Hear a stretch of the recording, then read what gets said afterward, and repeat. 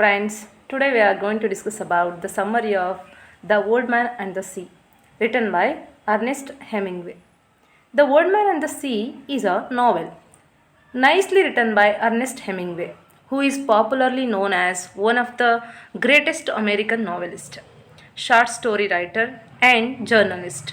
Hemingway started his literary career with his first novel, The Sun Also Rises. He wrote approximately 7 novels, 6 short stories, collections, and 2 non-fiction works. A lot of his works were published posthumously. Among his novels, The Old Man and Sea, A Farewell to Arms, For Whom the Bell Tolls, The Sun Also Rises, The Movable Feast are world famous for his contribution in American literature. He was awarded with the Nobel Prize in Literature 1954. The Old Man and the Sea was written in 1951 and published in 1952. He was awarded with Pulitzer Prize in 1953 for this novel, and it was the last major work of fiction that was published during his lifetime. The Old Man and the Sea is the story of an epic struggle between an old fisherman, Santiago, and big fish, Merlin. The old fisherman Santiago was a seasoned fisherman. He fished in the Gulf Stream near the coast of Cuba. He failed to catch any fish for the last 84 days. He was declared unlucky, but other fishermen of the locality, a young boy, Monolin, used to work with him as an apprentice. His continuous failure in catching a fish influenced the mind of the parents of Manolin, although Manolin continues to help Santiago launch and retrieve his boat from the ocean each day. Manolin years for the Santiago, bringing him food and clothing, and in return, Santiago tells Manolin stories about baseball, legends, and his younger days.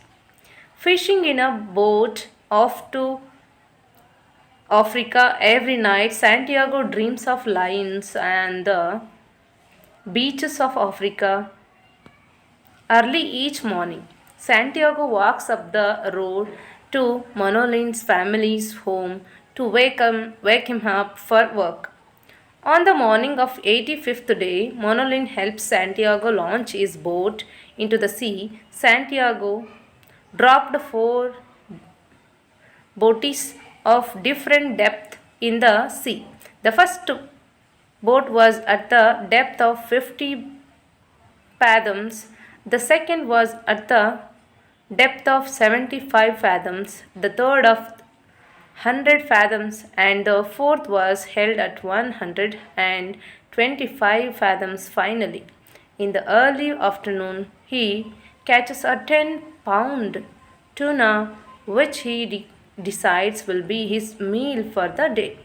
Afterward, Santiago feels a hard pull on his line, and realizes that the huge marlin has caught his hook. Because the marlin is so big, Santiago cannot pull it in.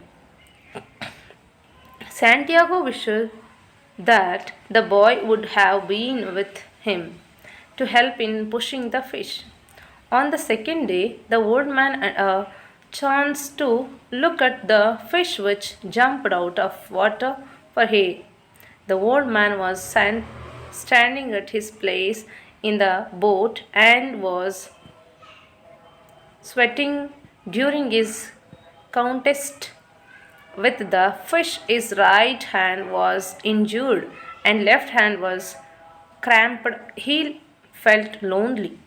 Santiago was not so religious, but this time he praise and said, I will say 10 Our Fathers and 10 Hail Marys that I should catch this fish, and I promise to make a pilgrimage to the Virgin de Cobre if I catch him.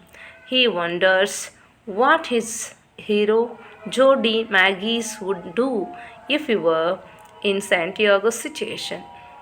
On the third day at sea, he lets out a small line and catches a dolphinos. Eats. He rests for a few hours but is woken by the marlin jumping frantically. Santiago continues holding the line, although it has been cutting into his hand for some time. The mariner tries and begins circling the boat as Santiago grows weaker from lack of sleep and exhaustion. Finally, Santiago uses all his strength to harpoon and kills Merlin. Santiago tries the marlin to the side of his boat and begins sailing back towards Cuba. During the homeward journey, sharks attack the boat, tearing the flesh from the marlin. The shark attacked the tail of the big fish and ate at least 40 pounds of flesh. The old man drove his harpoon into the brain of the shark. The shark died, and one sand went into the sea. In this fight, the old man was deprived of his harpoon along with the rope, and at this point, the old man said, a man can be destroyed, but not defeated. The old man had to face the attack of two more sharks. He killed their shark with the knife and tied into the end of the oar. In this attack, they seemed to have eaten 1/4 meat of the dead marlin before sunset. More sharks attacked the big fish. The old man beat their head with his club and injured them seriously. They also ate old man large amount of the fish of the marlin. At midnight he saw the brilliant lights of heaven. He was near his destination. They again a pack of shark attacked the fish. He took up his club and beat them mercilessly. The old man succeeded in killing them out. At that time, only the skeleton of the fish was left, leaving the marlin skeleton still tied to his boat in the harbor. Santiago goes to sleep in his hut. The next day, Merlin finds Santiago asleep in his shack. Merlin is overjoyed to see him up, but cries when he sees the cuts in Santiago's hand. He brings Santiago coffee, passing the crowd of fishermen who are marveling, and the marlin's giant skeleton. When Santiago wakes up, Manolin tells him he does not care what his parents say. He is going to start fishing with Santiago again. Thus, life and death are prominent themes in this novel.